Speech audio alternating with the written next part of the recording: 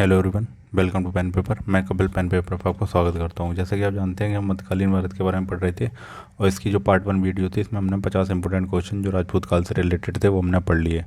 यानी पूर्व मध्यकाल यानी 650 ईस्वी से लेकर 1206 ईस्वी तक के टाइम को कहा जाता है। ये उत्तर भारत के पक्ष में हो रही है, इसको राजपूत काल भी कहा जाता है। इससे रिलेटेड आज हम 50 बाकी के बचे हुए 50 महत्वपूर्ण प्रश्न देखेंगे, ठीक है, जो आपकी आने वाली परीक्षाओं में बहुत इंपॉर्टेंट हो सकते हैं, ठीक है। तो आई होप आपको वीडियो पसंद आएगी। अगर वीडियो पसंद आए तो चैनल को लाइक करें, सब्सक्राइब करें, शेयर करें, ठीक है। फर्स्ट क्वेश्चन देखते हैं, किस पर स्वामित्व के लिए पाल प्रतिहार और राष्ट्रकूटों के बीच त्रिपक्षीय संघर्ष हुआ था? तो ये हुआ था कन्नौज के लिए, ठीक है। त्रिपक्षीय संघर्ष की पहल किसने की थी? तो त्रिपक्षीय पहल की संघर्ष की थी बसराज ने, बसराज। अगला क्वेश्चन है, त्रिपक्षीय संघर्ष का आरंभ किस सदी में हुआ? तो आपका ये आरंभ हुआ था 8वीं सदी में। त्रिपक्षीय संघर्ष का आरंभ और अंत किस राजवंश ने किया? तो ये आपका अंत और आरंभ किया था प्रतिहार ने, प्रतिहार वंश ने। नेक्स्ट क्वेश्चन है, त्रिपक्षीय संघर्ष में भाग लेकर उत्तर भारत की राजनीति में हस्तक्षेप करने वाली और दक्षिण से उत्तर पर आक्रमण करने वाली दक्षिण की प्रथम राजशक्ति? तो ये थी राष्ट्रकूट, राष्ट्रकूट। अगला क्वेश्चन है, पाल वंश का संस्थापक? तो पाल वंश का संस्थापक था गोपाल। पाल वंश की राजधानी कौन थी? तो पाल वंश की राजधानी थी मुदगिरी या मुंगेर, ठीक है। राष्ट्रकूट वंश का संस्थापक? तो राष्ट्रकूट वंश का संस्थापक था दंती दुर्ग, जिसको दंतीवर्मन द्वितीय भी कहते हैं, ठीक है। अगला क्वेश्चन है, राष्ट्रकूट वंश की राजधानी थी? तो राष्ट्रकूट वंश की राजधानी थी मालखंड या मान्यखेत। किस प्रतिहार शासक ने आदिवराह की उपाधि धारण की थी? तो आदिवराह की उपाधि धारण की थी मेहर भोज ने। अगला क्वेश्चन देखते हैं, कर्पूर मंजरी नाटक के रचयिता राजशेखर को किस प्रतिहार शासक ने संरक्षण दिया? तो ये दिया था महेंद्रपाल प्रथम ने। प्रतिहार स्वयं को क्या मानते थे? तो ये लक्ष्मण का वंशज मानते थे, जो राम के प्रतिहार अर्थात द्वारपाल थे, ठीक है। 750 ईस्वी में बंगाल के पाल वंश की स्थापना करने वाले गोपाल ऐसे शासक थे जिन्हें जिन्हें सामंती सरदारों ने चुना, ठीक है, जिन्हें सामंती सरदारों ने चुना। अगला क्वेश्चन देखते हैं, किस पाल शासक को गुजराती कवि शेडुरल ने उत्तरापद स्वामिन कहा था? तो ये कहा था आपके धर्मपाल ने, ठीक है, गुजराती कवि ने। अगला क्वेश्चन है, 9वीं सदी में भारत आए और अरब यात्री सुलेमान ने किस राज को रोहेमा कहकर पुकारा? तो रोहेमा कहा था पाल वंश को, ठीक है, पाल शासन को। हिंदू विधि की एक प्रसिद्ध पुस्तक दाय भाग के रचयिता? तो दाय भाग के रचयिता थे जेमुत वाहन, जेमुत वाहन। रामचरित की रचना किसने की थी? तो रामचरित की जो रचना की थी वो थी संध्याकर नंदी ने, संध्याकर नंदी। अगला क्वेश्चन देखते हैं, पाल वंश के पतन के बाद बंगाल का राजनीतिक नेतृत्व प्रदान किया? तो ये किया था सेन वंश ने, सेन वंश। सेन वंश का सामंत शासक कौन था? संस्थापक? तो सेन वंश का जो संस्थापक था वो सामंत सेन, सामंत सेन। किसने कुलीन प्रथा या कुलीनतावाद का आरंभ किया? तो कुलीन प्रथा या कुलीनवाद का आरंभ किया था बल्लाल सेन, बल्लाल सेन। किस स्मृति ग्रंथ दान सागर एवं ज्योतिष ग्रंथ अद्भुत सागर की रचना की थी? तो किसने की थी? ये थी बल्लाल सेन ने। कश्मीर पर लगभग 50 वर्षों तक शासन करने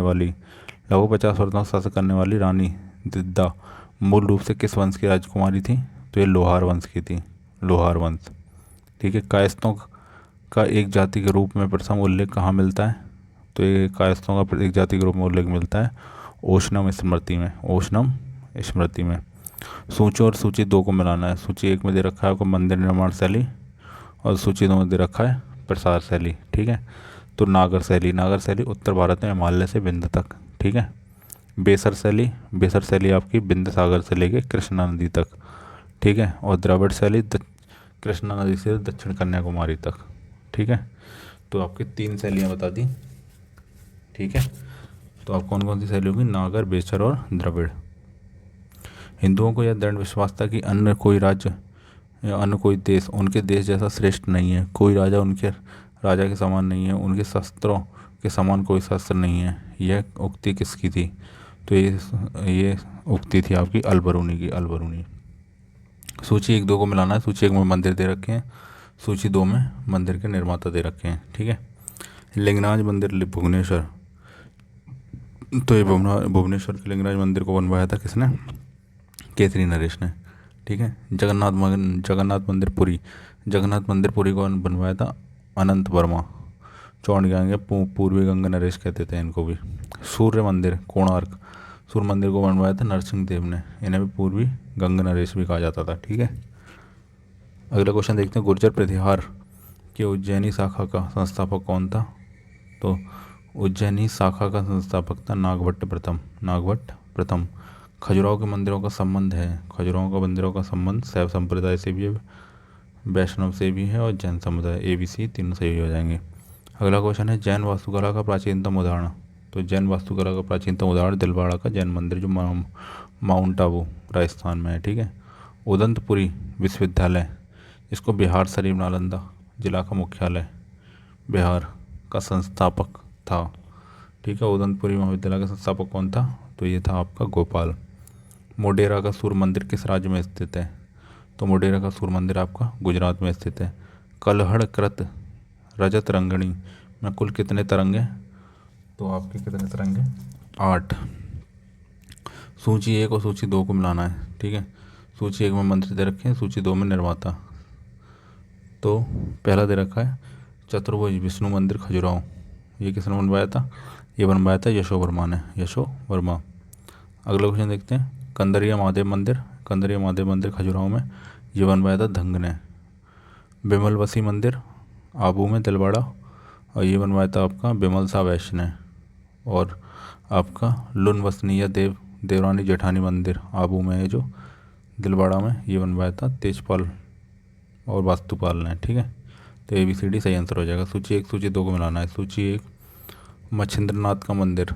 ठीक है, मच्छिंद्रनाथ का मंदिर कहाँ स्थित है? ये अमरकंटक में। ठीक है, 64 योगिनी मंदिर, 64 योगिनी मंदिर कहाँ स्थित है आपका? भेड़ाघाट जबलपुर में। ठीक है, सूर्य मंदिर कहाँ है? मोढेरा में। और चौमुख मंदिर है पालीताना। किस विदेशी शासक ने, विदेशी यात्री ने गुर्जर प्रतिहार वंश की जल गुजर एवं इस वंश के शासकों को बैरा कहकर पुकारा? तो अलम सूदी ने। ठीक है, कर्पूरी नाटक के रचयिता राजशेखर को किस प्रतिहार शासक ने अक्षर दिया था? ये थे महेंद्रपाल प्रथम। ठीक है, प्रतिहार स्वयं को क्या कह के पुकारते थे? तो लक्ष्मण के वंशज कहते थे। ठीक है, 750 ईस्वी में गोपाल बंगाल के पाल वंश की स्थापना करने वाले गोपाल ऐसे शासक थे जिन्हें सामंती सरदारों ने चुना था। ठीक है, किस पाल शासक को गुजराती शेड्यूल ने उत्तरापद स्वामित्व कहा था? तो ये गया था धर्मपाल को। ठीक है, ऐहोल प्रशस्ति की रचना रवि कीर्ति किस चालुक्य शासक का दरबारी कवि था? तो ये पुलकेशिन द्वितीय का। सूची 1 सूची 2 को मिलाना है। ठीक है, सूची 1 में राज्य और राजवंश दे रखे, सूची 2 में राजधानी। प्राचीनतम चालुक्य या चालुक्य की मूल शाखा, ठीक है, कौन सी है? बाताबी या बादामी कर्नाटक। ठीक है, पूर्वी चालुक्य है बैंगी आंध्र प्रदेश।